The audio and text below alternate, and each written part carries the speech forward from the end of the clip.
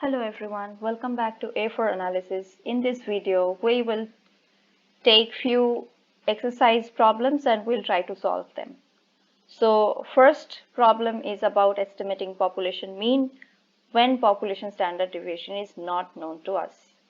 Let's see the first problem. If a random sample of 41 items produces X bar equals to 128.4 and S equals to 20.6, what is the 98% confidence interval for mu? Assume X is normally distributed for the population. What is the point estimate? So since everything is explicitly mentioned here, we will just write it down once more. N is 41, X bar S 98% confidence interval. So since we don't have population standard deviation known to us, because of that reason we have to go for t distribution.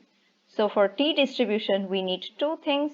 One is our confidence interval and the other thing is our degree of freedom. So degree of freedom is nothing but n minus 1 or sample size minus 1, which happens to be 40 in this case, and the formula looks exactly same as the other one we did, where we were trying to estimate population mean when standard deviation is known. In case of where standard deviation is not known, instead of z-score we have to use t-score. Apart from that, everything looks exactly the same. Of course, here instead of population standard deviation we are using sample standard deviation, which is small s, and it's also known as the sample statistic. Apart from that, it looks almost the same. The structure of the formula is same. So if you don't know how to find t value for a given confidence interval, do check out my other video where I have explained how to find the t value for a given confidence interval. You can find the video in the same playlist, Study Statistics with me.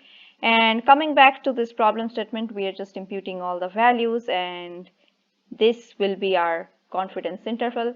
And they have also asked for the point estimate. Point estimate will be X bar, because for population mean, if we are trying to estimate population mean, then our point estimate will be the sample mean, which happens to be 128.4 in this case. Moving on to the next problem, which is a descriptive one. Let's scroll down a little bit. So the problem statement is, some fast food chains offer a low-priced combination meal in an effort to attract budget-conscious customers. One chain test marketed a burger, fries, and a drink combination for $1.71. The weekly sales volume for these meals was impressive. Suppose the chain wants to estimate the average amount of its customers spent on a meal at the restaurant while the combination was in effect. An analyst gathers the data of 28 randomly selected customers. The following data represent the sample meal totals.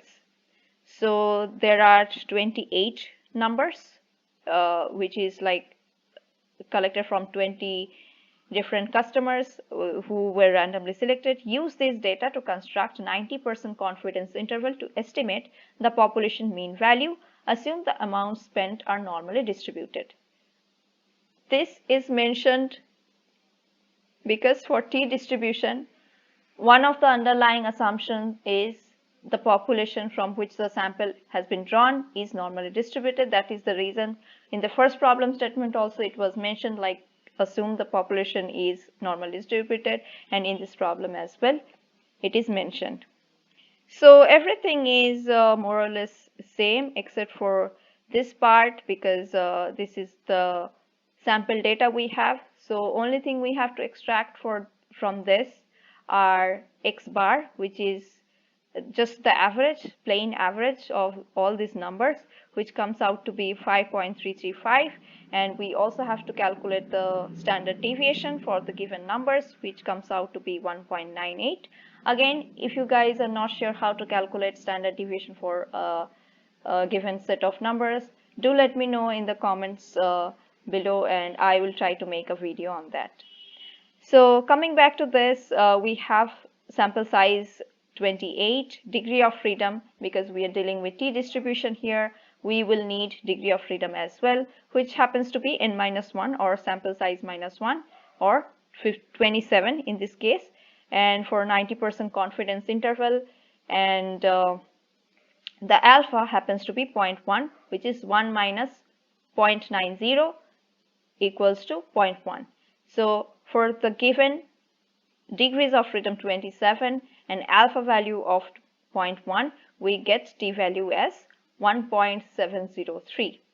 Now we are just calculating what is this? This is the confidence interval, right? So confidence interval formula, the lower limit is x bar minus t into s by root over n, and the upper limit is x bar plus t score into small s, which is the standard deviation of the sample, by root over small n, which is the sample size. So we have just imputed all these values, and this is the final result. And point estimate, of course, will be here as well, x bar, because since we are trying to estimate population mean, point estimate will be our sample mean, so which is nothing but 5.335 in this case. So that's it for this video. Hope you guys found this helpful. If you did, please make sure to give it a like, subscribe, and share with your friends. We'll see you again very soon. Bye guys.